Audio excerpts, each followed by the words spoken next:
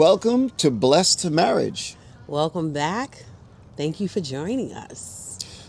Matthew 5, when Jesus saw the crowds, he went up on a mountainside and sat down. His disciples came to him, and he began to teach them. As we dive into unlocking the Beatitudes and how they affect the culture, the spirituality of your marriage, we wanted to start it off with the first one, that counterintuitive list of qualities that Jesus gave to kind of begin his teaching of his disciples and of the people, and how it applies to marriage. Yep, the first being blessed are the poor in spirit. Blessed are the poor in spirit. I gave a little bit from our last video about just that word blessed and what it means.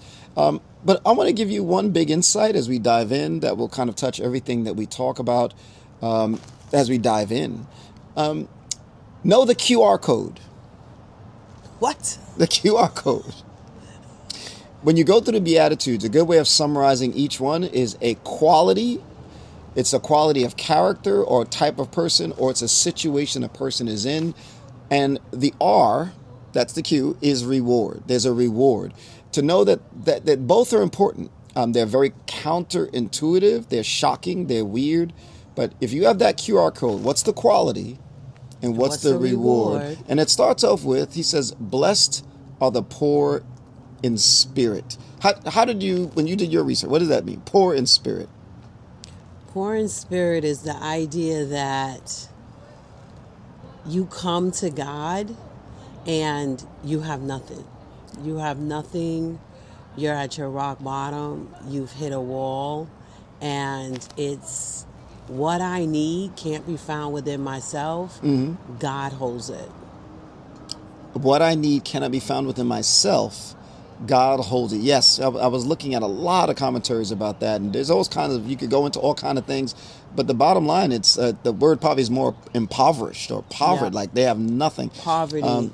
And one thing I noticed too is none of what Jesus taught in terms of those Beatitudes, the quality in itself is not good. It's just not. It's not like right. He's not this weird mystic saying, oh, it's good to not have enough to eat. It's not good. What the average person aspires to be. No, it's not good. Yeah, being poor not having and being without is not a good thing. But he adds, that's the quality, the reward, that there's something about the people that come to him have this quality of, they realize, I got nothing. All my resources are gone. I've been cleared out. All I can do is ask, and I know that someone has something, a resource for me. Like a baby. All a baby can do is, one, they know they're missing something. They know they don't have the ability to give it, but they know out there is a parent waiting to hear their cry. I love that. I love how Jesus flipped it on its head. Yes. Like, you're poor, you're needy, like the baby. You don't have the ability to give it yourself, but you have a mom. And for us, poor in spirit is we have a dad. We have God with unlimited resources that I just need to go to. But I first got to realize that I have the need.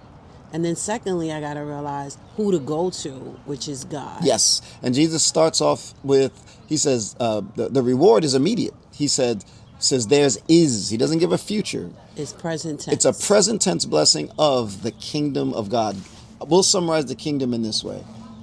God's active presence in your life, making a difference that actually meets a need. What does that look like to have a marriage that has a culture of being poor in spirit? In your marriage, your role as a husband or wife.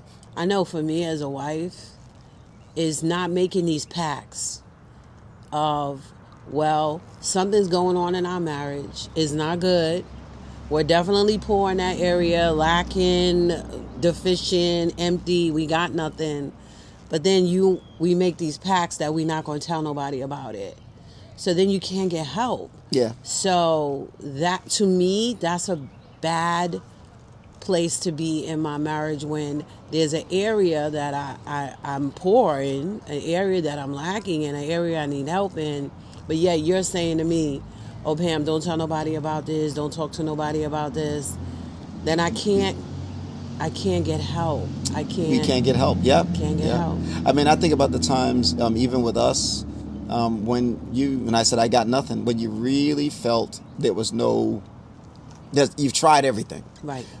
You've tried everything. You've got nothing. You don't see an end. You don't see, in and of yourself, it's just there's nothing.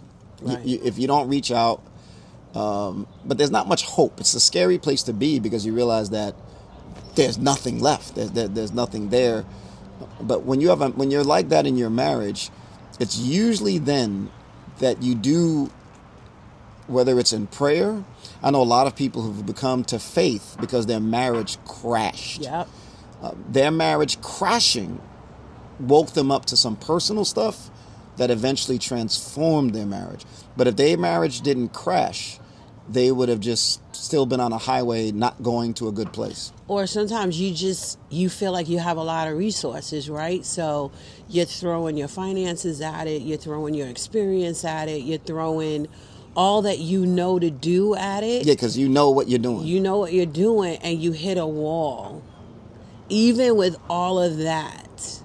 And that's not a bad place to be, because it's at that point that you think about God. It's at that point that you turn to God and He's like, I'm here, I'm ready, I'm available, I got you. Yes.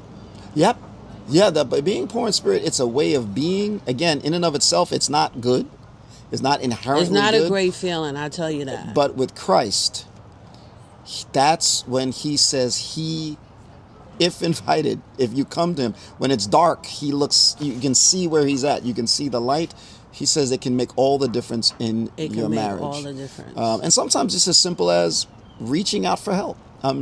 Raising a signal. We can't get through this.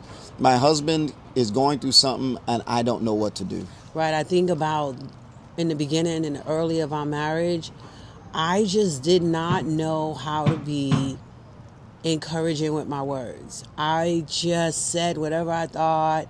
I would sometimes even stand there and be like, I want to say something good. I got nothing. Like, I didn't even, like you get to a point where you're like, I got nothing for you. I know I need to be encouraging right now. I know I need to not go with my anger, my meanness, I got nothing. And reaching out, I was truly poor in spirit. I had nothing. Yep. And I remember reaching out, praying about it, and God sending me a woman who was the total opposite of me.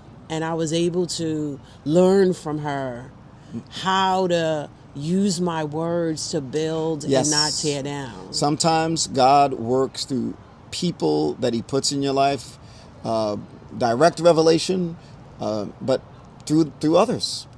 What was the question we want to give our couples with?